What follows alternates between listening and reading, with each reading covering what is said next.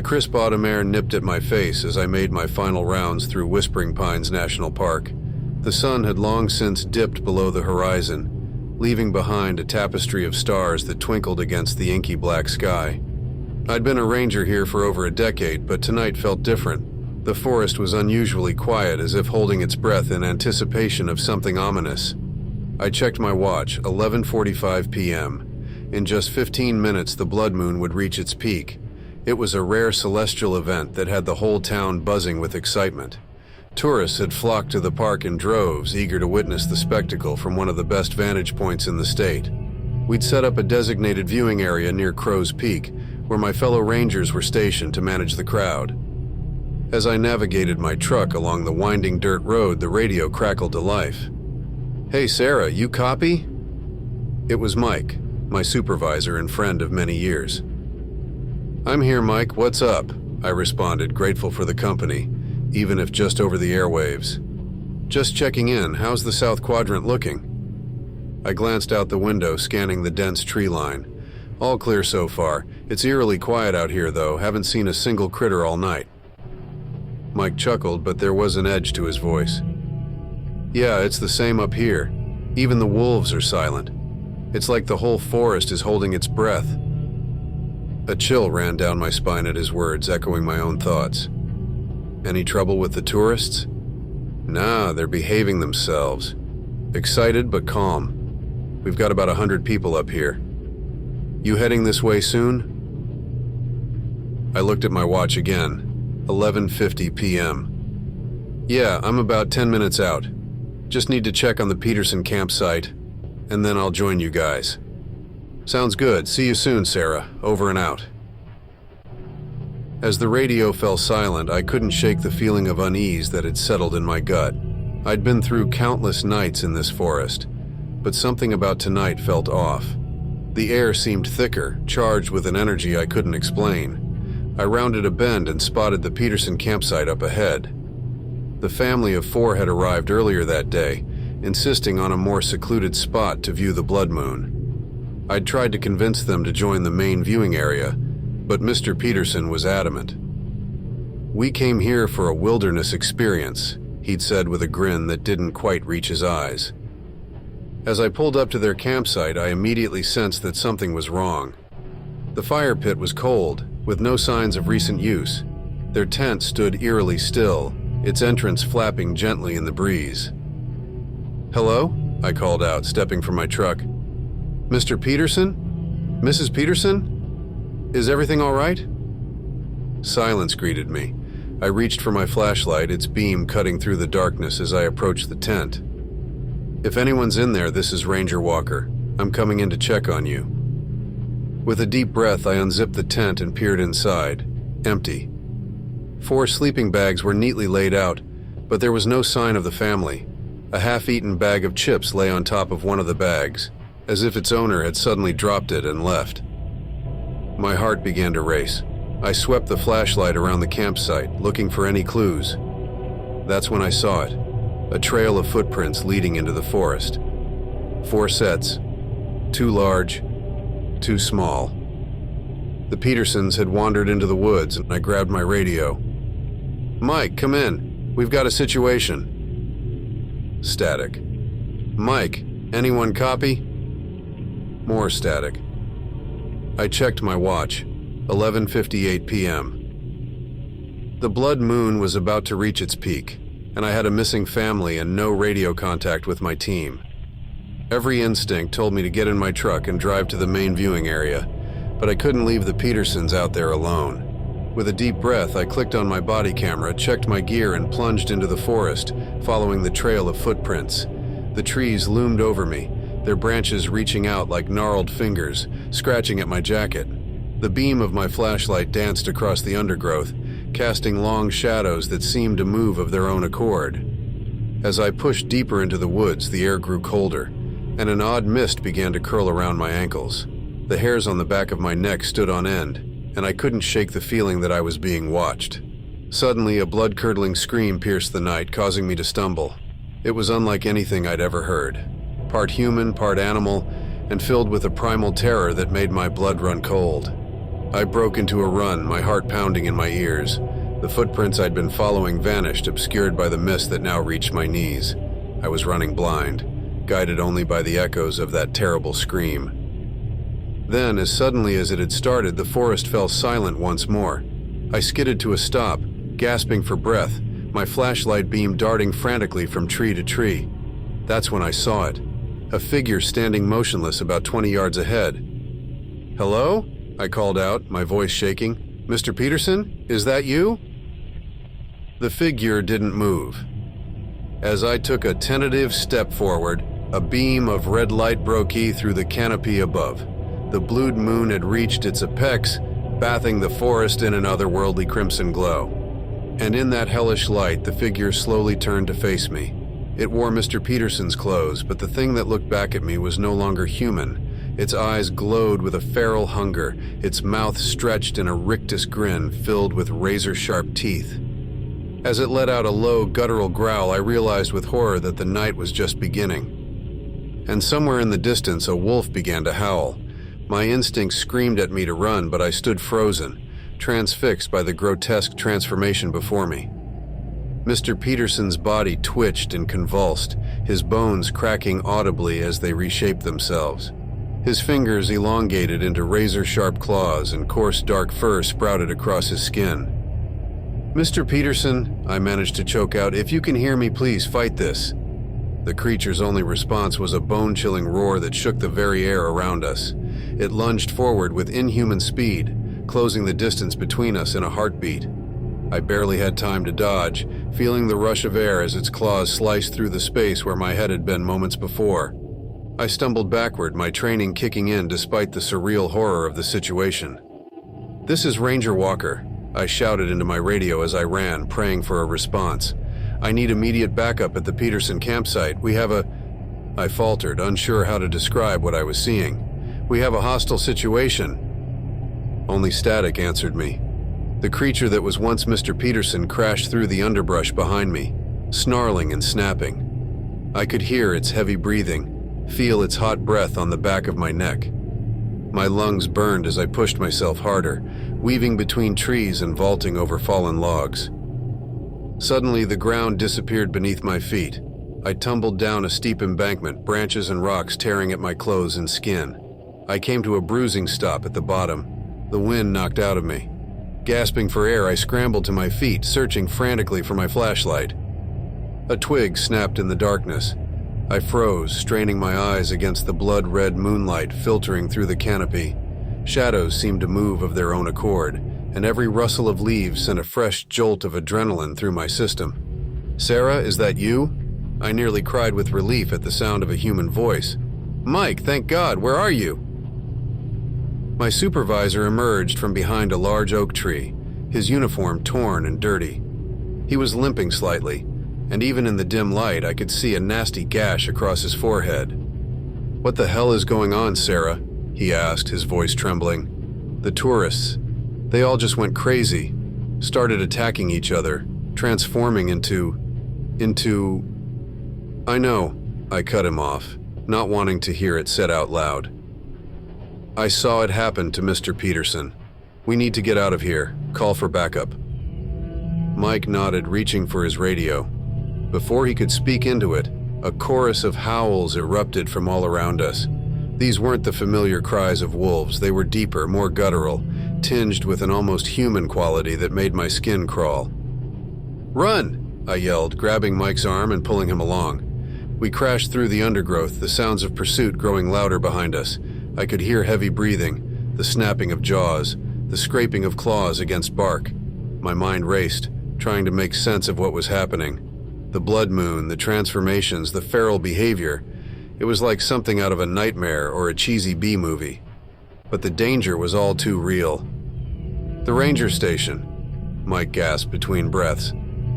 "If we can make it there, we can barricade ourselves in, use the emergency radio." It was our best shot. I nodded grimly, adjusting our course. The station was about a mile away. Under normal circumstances, an easy jog. But with unknown horrors pursuing us and the forest itself seeming to conspire against us, it might as well have been 100 miles. As we ran, I caught glimpses of movement in my peripheral vision. Dark shapes darted between trees, always just out of clear sight.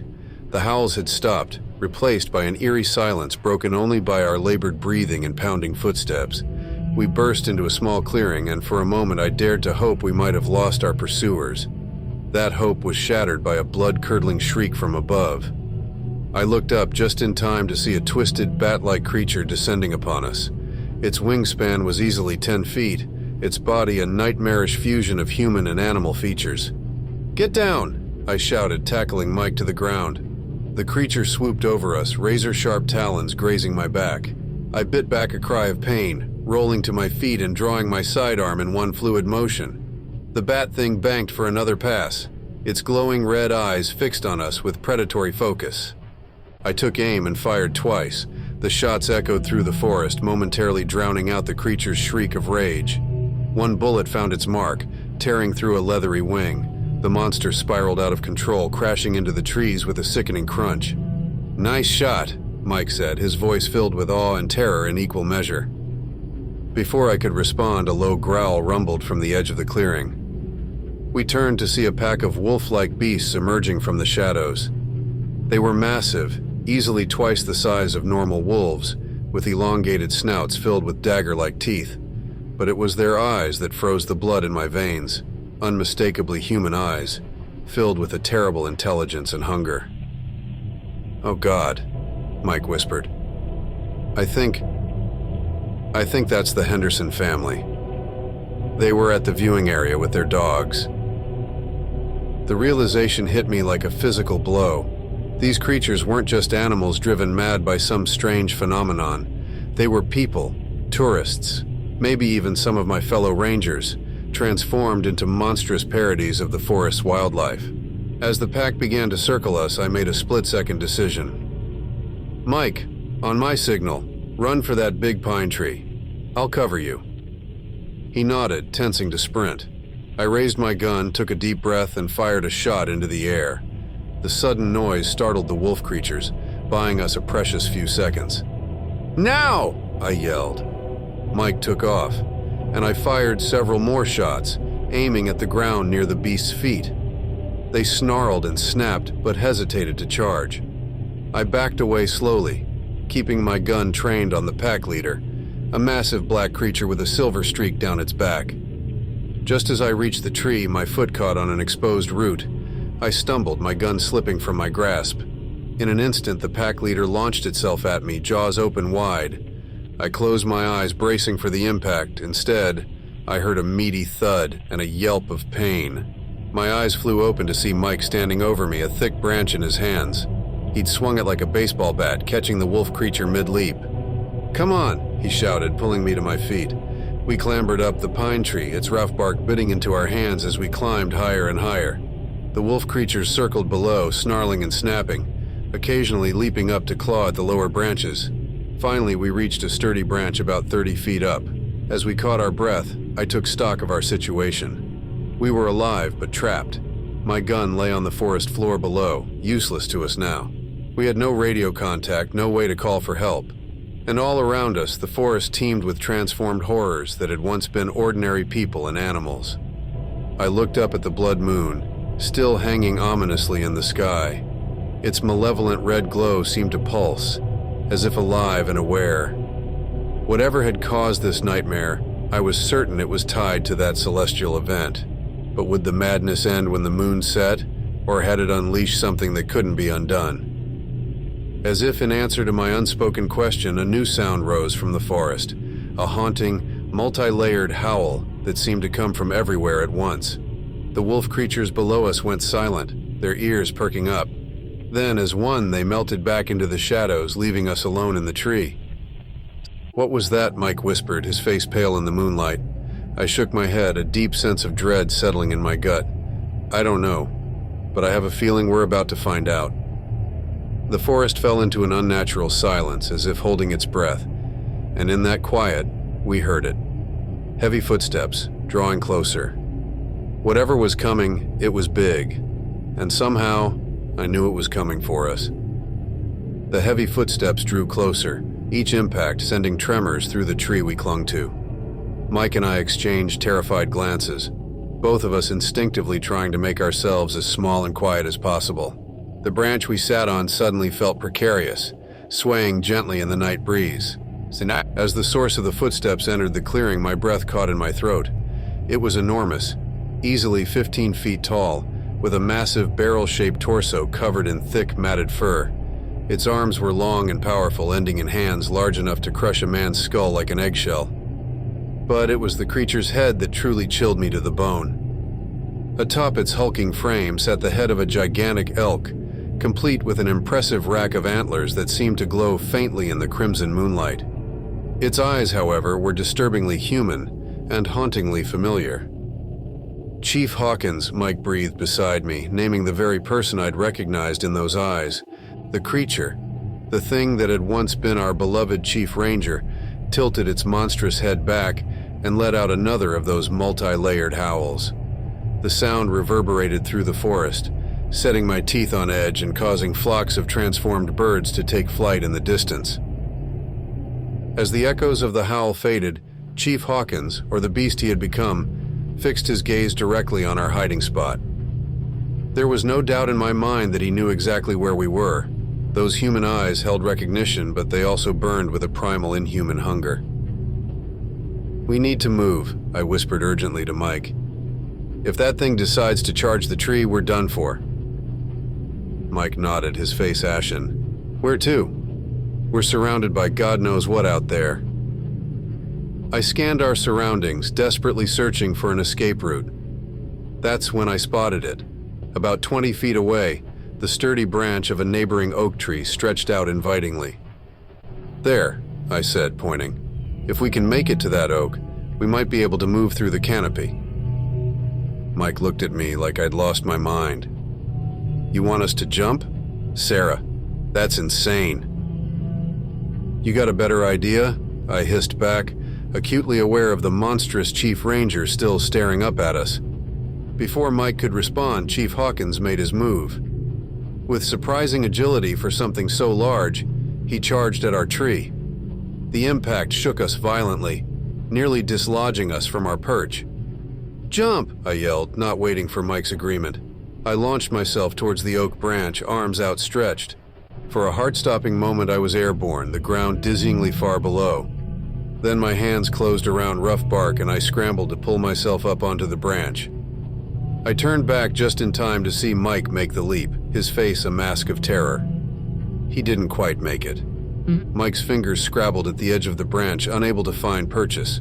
Without thinking, I lunged forward, grabbing his wrist just as he began to fall. "I've got you!" I grunted, straining to hold on. Mike was a big guy, and the full weight of him threatened to pull us both down. Below us, Chief Hawkins let out a furious roar. He began to circle the oak tree, those two human eyes never leaving us. With a Herculean effort, I managed to help Mike haul himself up onto the branch. We lay there for a moment, chests heaving, as the transformed Chief Ranger raged below. "Thanks," Mike gasped.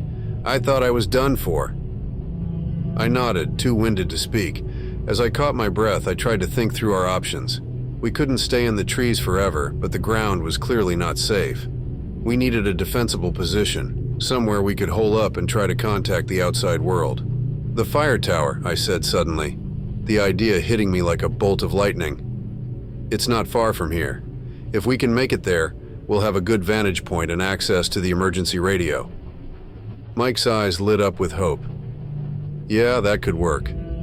But how do we get there with that thing on our tail?" As if in answer, a distant explosion rocked the forest. Chief Hawkins whirled towards the sound, his massive antlers silhouetted against the blood-red moon. A moment later, another explosion followed, then another. The propane tanks at the campsites, I realized aloud. Something must have set them off. Whatever the cause, the explosions had captured the chief's attention. With one last baleful glare in our direction, he lumbered off towards the source of the commotion. "Now's our chance," I said, already moving to climb down the tree. "We need to move fast." We descended as quickly as we dared, constantly scanning for any sign of danger. As soon as our feet hit the ground, we took off running in the direction of the fire tower.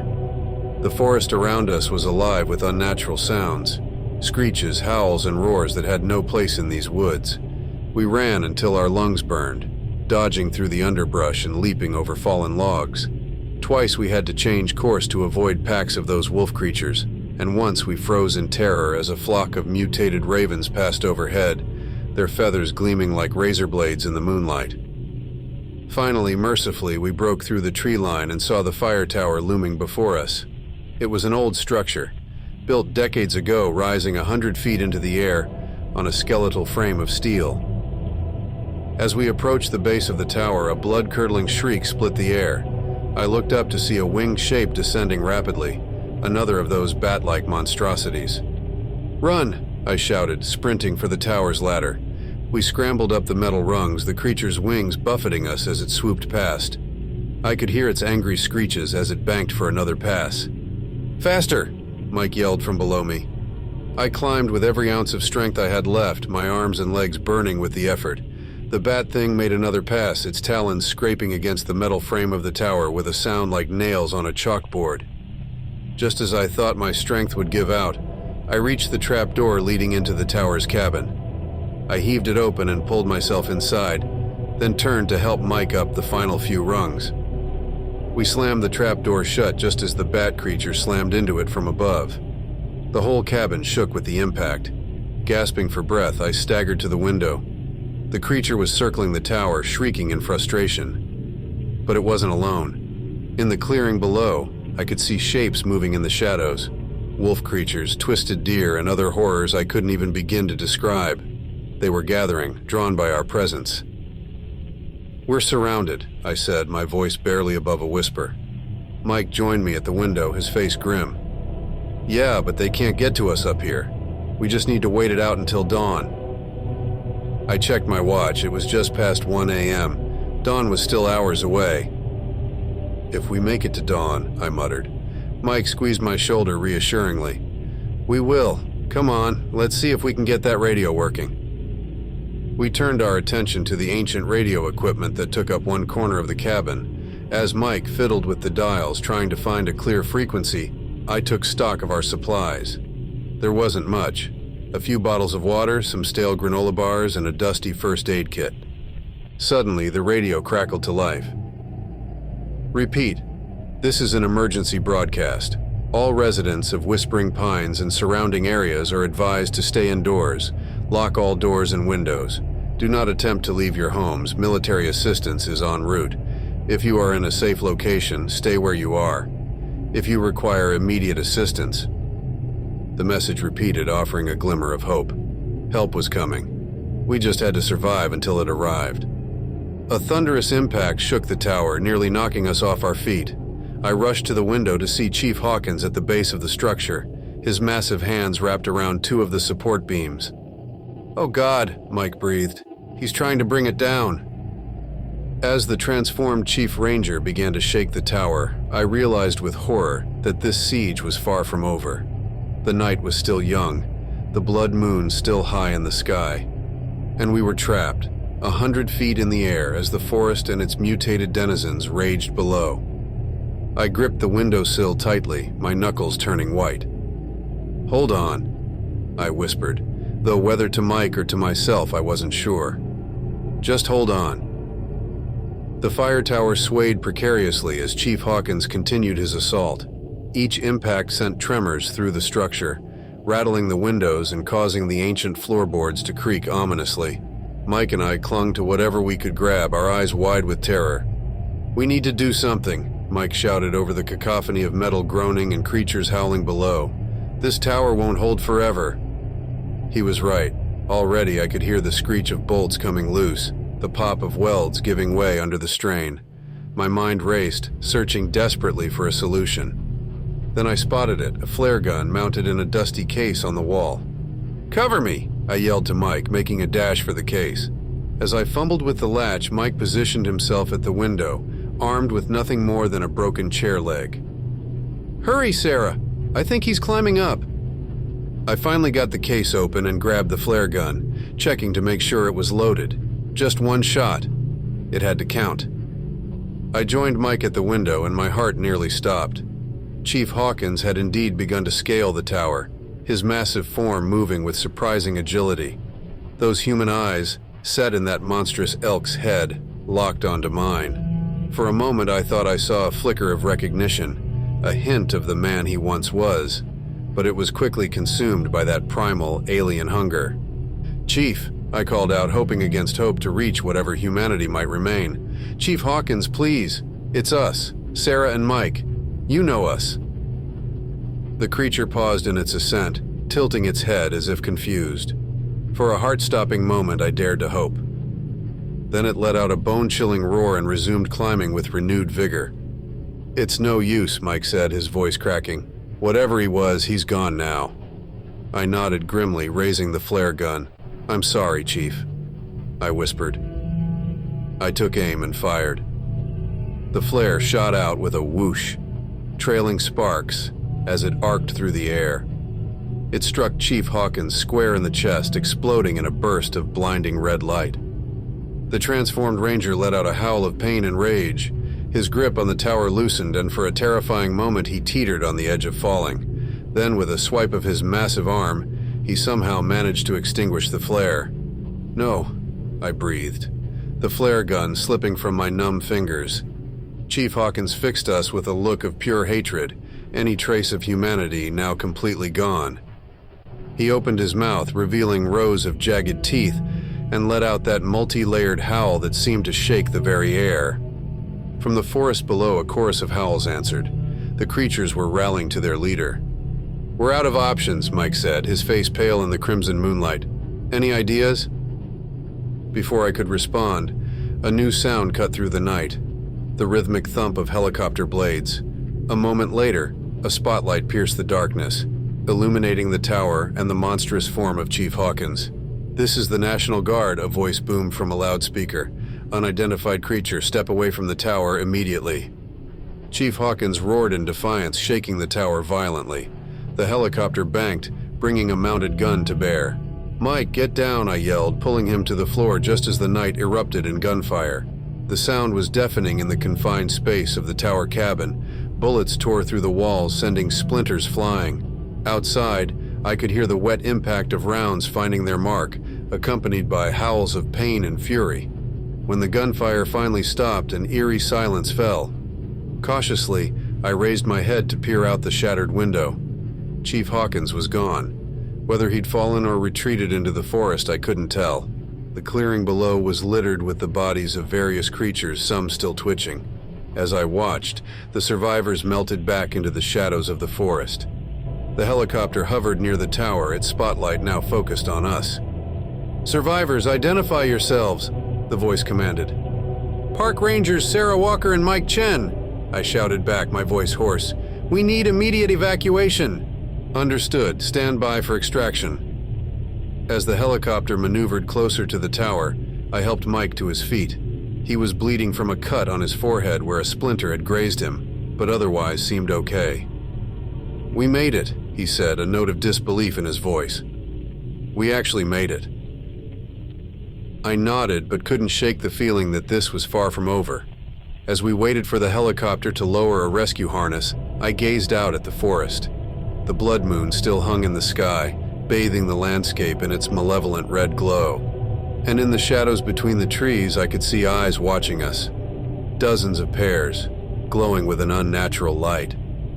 They were waiting for the helicopter to leave, for the soldiers to let down their guard, waiting for their next chance to strike. As Mike and I were finally lifted to safety, I couldn't help but wonder, how long would this night last? And when the sun finally rose, what kind of world would we find ourselves in? The helicopter banked away from the tower, heading towards what I hoped was safety. But as I looked back at the forest that had been my home for so many years, I knew one thing for certain: nothing would ever be the same again.